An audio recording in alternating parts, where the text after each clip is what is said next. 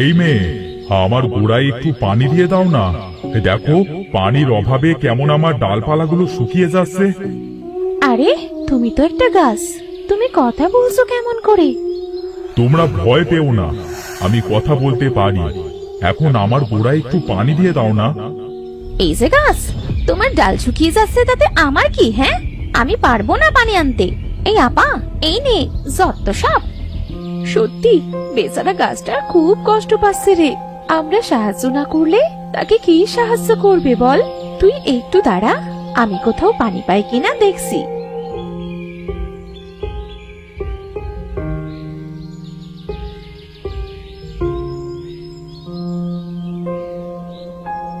আরে ওই তো একটা পুকুর, কিন্তু পানি নিব কিসে?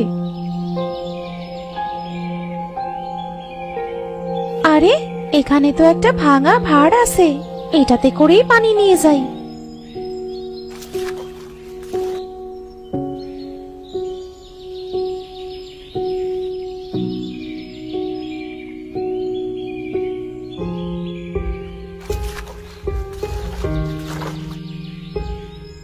তুমি খুব ভালো রিম্পা, দেখবে তোমার এই পথযাত্রা শুভ হবে।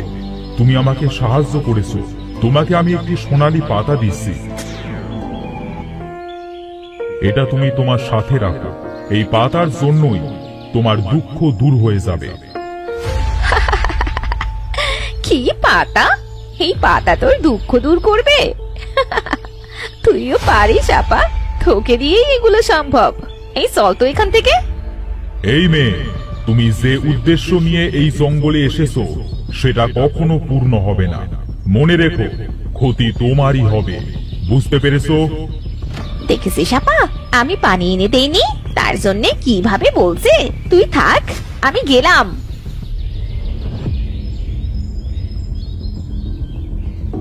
আনিসার কথায় তুমি কিছু মনে করো না গাছ, ও ছোট মানুষ, তাই তো এসব বলে ফেলেছে।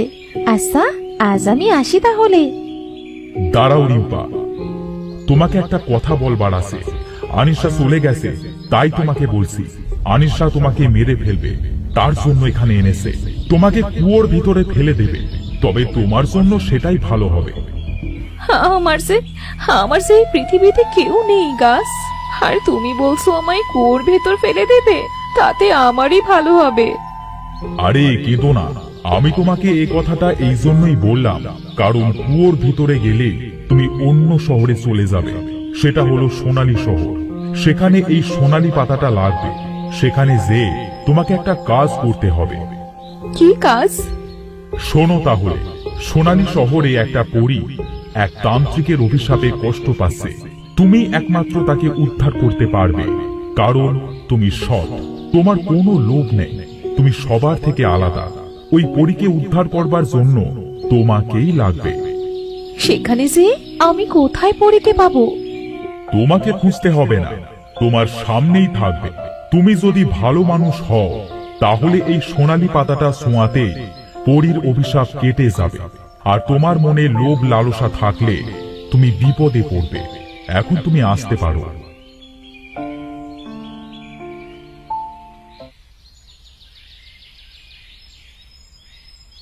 এই আপা, তোর আসতে এত সময় লাগে? সত্য সব, চল তো, সন্ধ্যের আগে আবার বাড়িতে ফিরতে হবে। আচ্ছা চল তাহলে, এবার আমরা যাই।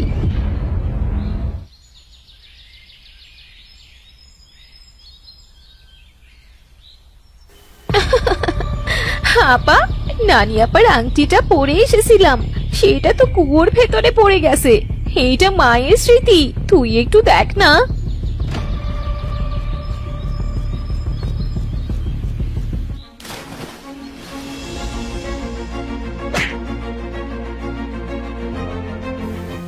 আরে মাথাটা কেমন ঝিমঝিম করছে। হে, আমি কোথায় এসে পড়লাম? হে, কেমন অদ্ভুত শহর এটা, চারিদিকে তো সোনা আর সোনা। তাহলে কি গাছ যেটা বলেছিল সেটাই সত্যি? আমি অন্য শহরে চলে এসেছি।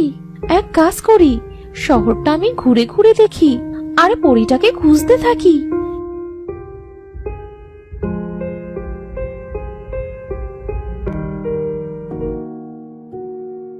কি সুন্দর শহর এটা, আমি স্বপ্ন দেখছি না তো, সেদিকেই তাকাই, খালি সোনা আর সোনা। সোনার জন্য শহরটা সোনালি রং করা মনে হচ্ছে। মনে হচ্ছে আমি স্বপ্নের দেশে ঘুরতে এসেছি।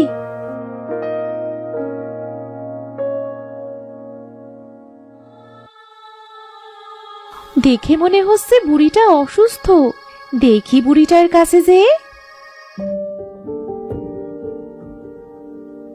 কি হয়েছে বুড়িমা তোমার? আমাকে বলতে পারো। আমার অনেক বড় একটা রোগ হয়েছে, সেটা সারানোর জন্য সোনালি পাতার ছোঁয়া লাগবে, যেটা এই সোনালি শহরে নেই। তুমি চিন্তা করো না বুড়িমা, এই পাতা আমার কাছে আছে। আমি তোমার গায়ে শুয়ে দিচ্ছি। আরে তাহলে তুমি সেই পরী? হ্যাঁ, আমি পড়ি। তুমি আমাকে মুক্ত করেছো রিম্পা।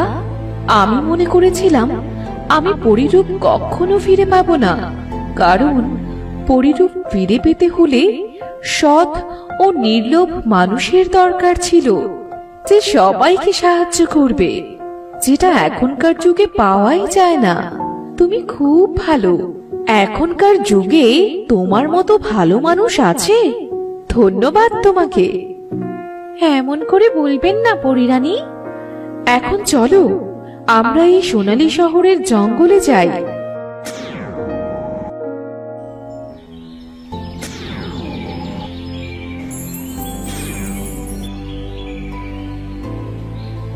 আরে এটাও পরী? হ্যাঁ রিম্পা, ইনি পরিরাজ্যের রাজা। তাকেও তান্ত্রিক অভিশাপ দিয়ে গাছ করে রেখেছিল, যে অভিশাপ আমি কাটাতে পারবো। ধন্যবাদ তোমাকে। তোমার জন্য আমরা দুজন মুক্তি পেলাম। চলো তোমাকে বাড়ি পৌঁছে দিই। আরে বাবা কখন বাড়িতে আসলো আর কাঁদছে কেন? রিম্পা, চলো তো যে দেখি কি হয়েছে।